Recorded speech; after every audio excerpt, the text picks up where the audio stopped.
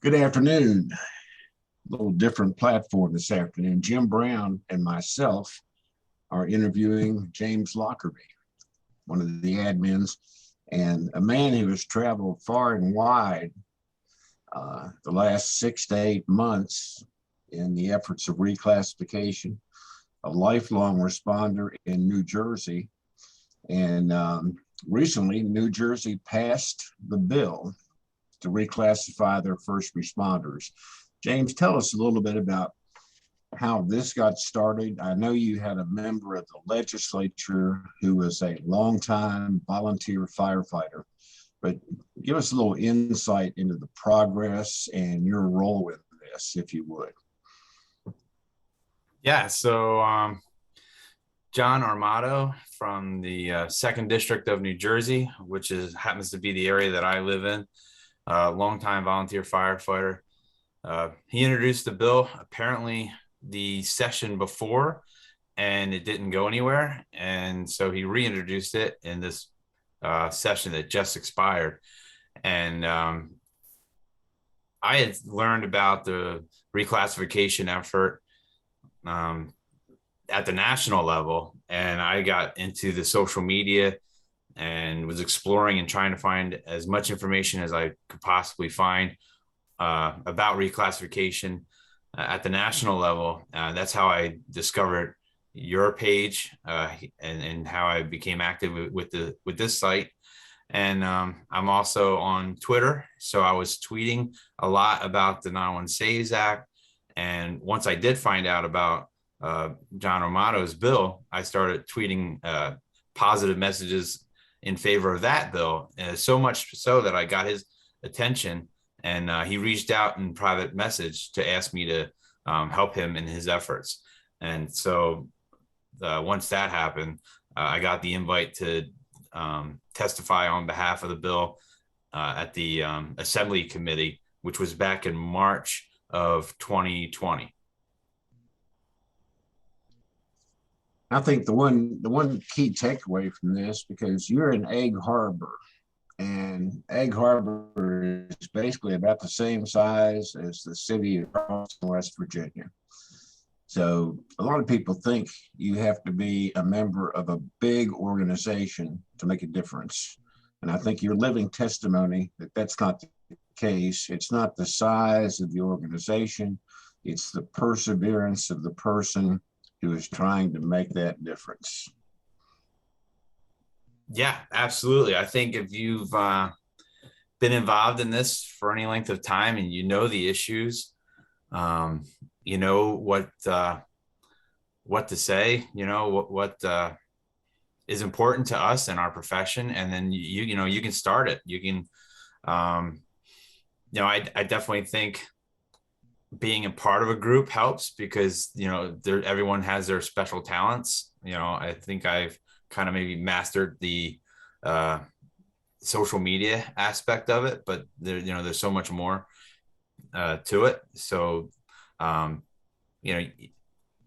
anyone can start this from any level organization, and just find additional people if you can to help you along the way. Well, I know it worked in New Jersey. It worked in West Virginia. Jim Brown's living testimony to that. He went county by county, got all 55 counties on board. Sometimes the struggle was real, but it worked out. And I think a lot of members tend to be a little bit intimidated as to approaching politicians. We're fortunate where we live, and I think, James, you're fortunate, and you have a member of your legislative body that's been on the other side, knows what it's like. But it's my belief that if they made elected officials more aware of people they never see, but people they call without any hesitancy in case of emergency, this thing would probably go a lot smoother. Jim, do you have anything to add from your end? Well, for anybody that would be viewing this in the next few days, in the next few months, in West Virginia, my county commissioners, which there were three of them, they believed in me, and we had a first responder situation, and 911 dispatchers were never mentioned. And I said, wait a minute. And so I got them on board. And then I started calling county to county, which there are 55 in West Virginia, and 48 did resolutions or proclamations. And it went to the legislature from there. They voted it in without a single negative vote and was signed by the governor. Well, I think the vote was also unanimous in New Jersey. Is that not correct, James? That is correct. In both committees, it was unanimous, and then in both votes on the floor in both chambers of the assembly. So the assembly voted, I want to say in like July of 2020, and they passed it unanimously. And then most recently, on the last day of the session that just ended, actually it was like January the 10th, I believe. The 10th. That actually was like the last day of the previous 2-year session. So that covered 2020 and 2021, but the vote occurred on January 10th of 2022. So that's that's the funny thing about this, as I've been fortunate enough to meet you gentlemen in West Virginia and all the other dispatchers that we've been talking with and sharing ideas with across the country. Is every state legislative body is a little bit different, how often they meet, what they call themselves, so learn your area. I'd like to recommend to our viewers to learn your area, learn the terminology, find out when they actually get together and meet, and then figure out where your legislative bill, if you have one, or if not, start creating one. Find out what's going on in your state and get involved, and identify individuals that may be able to help you, and just get the ball rolling. We've introduced or interviewed others from other states. Desi from California was one dispatcher, made a call to her assemblyman saying, look what's going on in Texas. Why can't that happen here in California? And that got the ball rolling. So, reach out to people and try to get the ball rolling in your state. I think that's the key takeaway, because I know, correct me if I've missed any places, but in the last year you've been to Alabama, you've been to Ohio. I know you have a picture with Representative Tories, and I know that was in Washington, D.C. I'm probably leaving out a few places where you have been, but the key takeaway is every state has a different form of government. I'm familiar with Ohio. My daughter lives there. They don't necessarily have county commissioners. Many times the sheriff's department runs the 911 center. So you have to learn your local jurisdiction, learn how to reach out to those individuals. And social media is a key factor. If you reach out to the right people enough, they will listen. And I think many members who are watching this, if you just take the time to realize that it's just like the gal in California, she reached out, one person reached out, and she made a vast difference. I heard James's testimony in the New Jersey legislative body. You could tell the reception by the voices that it really hit home with them. So it's a matter, and that's what this group is for. If you are wondering how to get started, you have admins, we have a moderator, Carolyn Kelly's just come on board. These people all have a wealth of knowledge. We have a files section We have videos. Take some time, explore it, get a game plan together, and feel free to reach out. And we'll be more than happy to assist you in your efforts, because you can't expect it to be done for you. You need to jump in there and make a difference. There is a situation that just recently came up, and for our members and for anybody watching, we will be staying on top of it. But it was proposed that the only people that would be involved in the bill would be state police dispatchers. That is the farthest thing that we don't need, because dispatchers are on the city level, on the county level, and let's hope that they change their hindsight about saying the bill is for state police dispatchers only. Yeah, that's a good point. Yeah, I think that's important. Go ahead, James. Yeah, that's a good point, Jim. And you know, hopefully that's a work in progress, or that may take an additional step from the county and local dispatchers to say, hey, wait a minute. I don't know if how widely that's known yet, but I'm sure once the word gets out, that will definitely draw some attention for the city and county communications officers within that state. And we'll keep, definitely, like you said, Jim, we're going to keep our eye on that one. You definitely want to be inclusive to all of your primary and secondary dispatchers, that anyone in emergency communications that deal with the frontline response to emergencies within your community, within the state.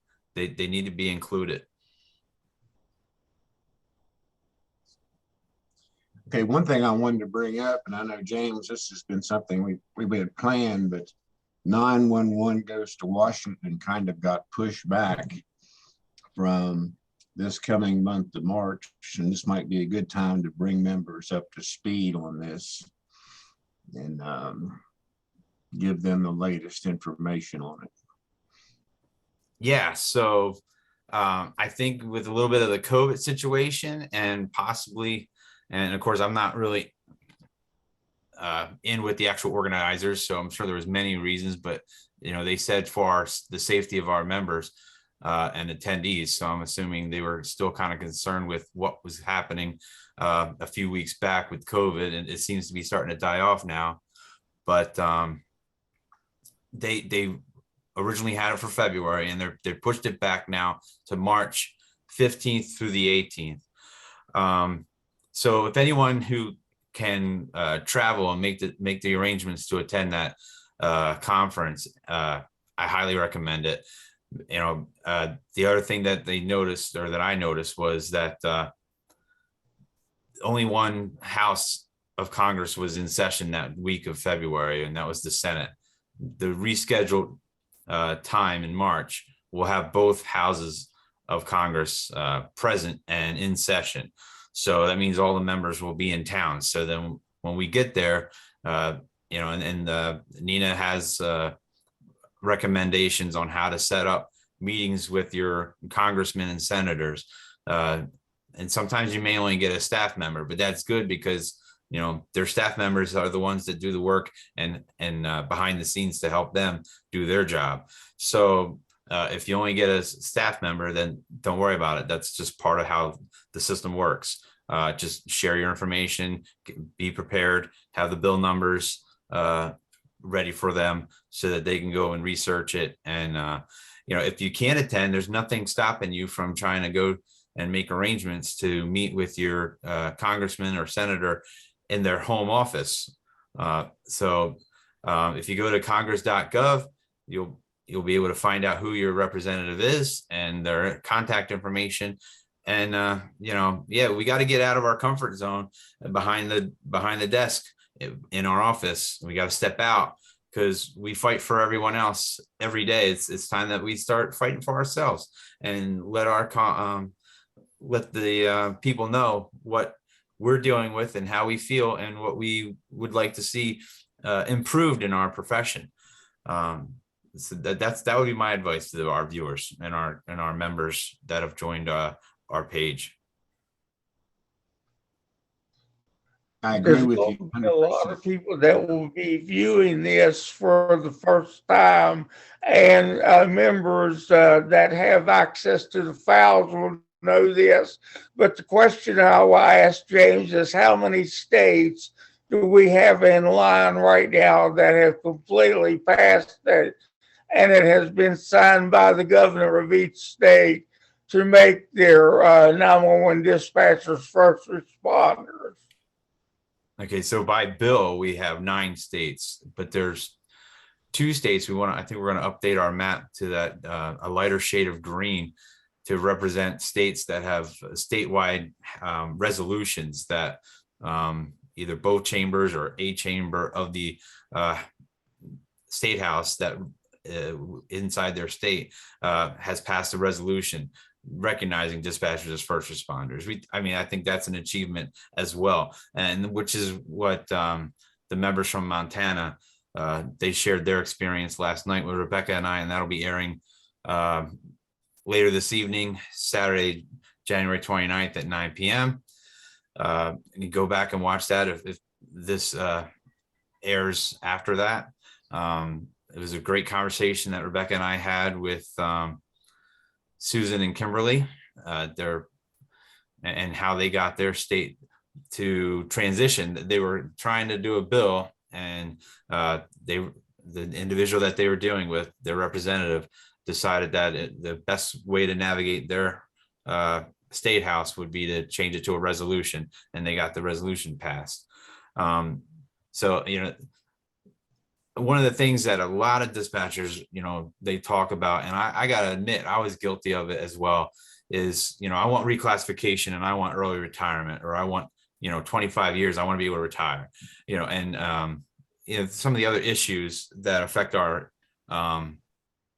profession.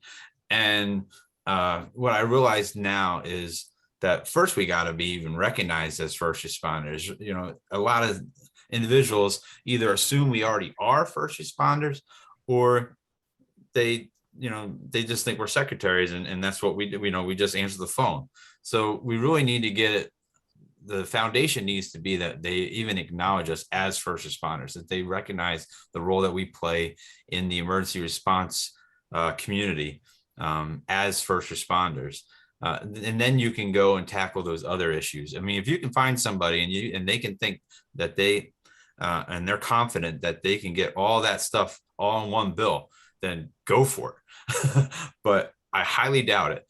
Many of our guests that we've interviewed from, Jim and I and Rebecca and I, all of our guests have come from states that have done it. And it's always been a bill or a resolution that just that first step is acknowledgement that we are in fact first responders. And then all those other things that a lot of people really want, we can fight that another day. I think you're right. It's a one step at a time process. It's not something that's going to happen overnight. We all know that.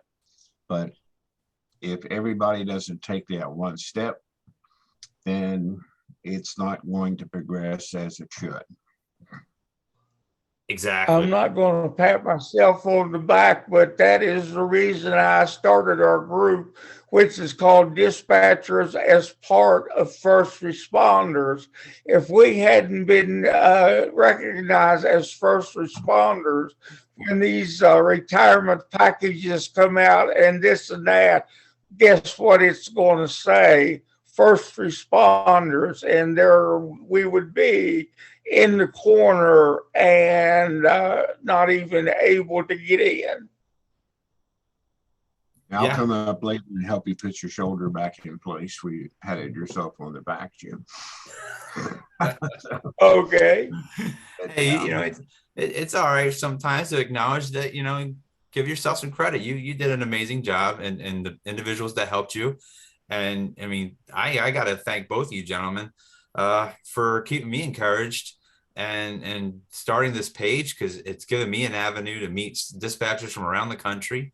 Yeah, and it encouraged me to take the trip to Alabama. And, I got discouraged a little bit when I went out there, and really nothing kind of happened after I left. And I was like, man, that kind of stinks. But then right around that time when I was feeling like guilty about spending the time and effort and money to go out there, that's when I got the message on that Tim from Alabama, he shared that his county, the Winston County, sorry, excuse me, the Winston County Board of Directors passed a resolution, a proclamation declaring the dispatchers in that county as first responders. And then more recently, just this month, Baldwin County, Alabama, did a similar proclamation for their dispatchers.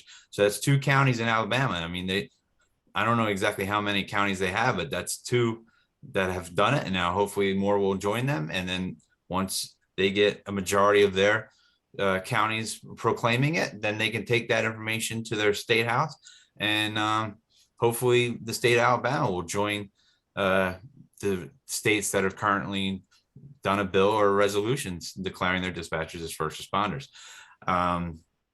Going out to Ohio was an amazing experience. Again, just trying to keep the conversation going and bringing it to the attention of the attendees at the NENA National Conference, meeting some of our members here. We did the 5K run as Team Reclassify. That was an amazing experience and a fun time. So, I mean, I got to thank both of you gentlemen just for creating this page and running it, because it's opened up avenues to dispatchers from all across the country to join each other in the conversation and encourage each other and share information on how to do this. So it's just been amazing. When you're working with politicians, they are watching in the background, but I can tell you that they will say, we don't want to be left out. Let's check this out. So it'll go from there. Yeah, I was just giving Jim a hard time when I said that, because he kept the phones hot. He may have irritated a few elected officials, but he brought them around, and it all came to fruition with a unanimous vote. The state of West Virginia, same thing happened in New Jersey, Texas. As James said, 9 states. There's 50 states, so there's 9 down. It's a work in progress. And Jim, I appreciate everything you did. I tried to help you along the way, but you're the one that got on the phone and made things happen. The conversations weren't always happy on the other end, but they came around, so it takes persistence. But I would encourage members, as we close this, to reach out to the admin and moderator group on this page. If they need assistance, we've got probably 50 some files they can peruse. We have a YouTube channel. Everybody's busy, but we're always open to give advice and guidance. So with that being said, feel free to jump in, make it happen in your area. If one gal in California can make a difference, just think what 50 people in another state could do if they got together and decided to make something happen. So with that being said, I hope that this was an informative discussion. And if anybody has anything else to say in closing, feel free to go right ahead and comment. NENA and APCO around the different states, get on the ball. It's time to take off. It's a slow process, but you'll get there. Absolutely. I mean, I think you got to remember that NENA and APCO pretty much started this process in 2014, and because of the process to review our occupation at OMB started around that time, and they were fighting for the reclassification, and it just didn't go through.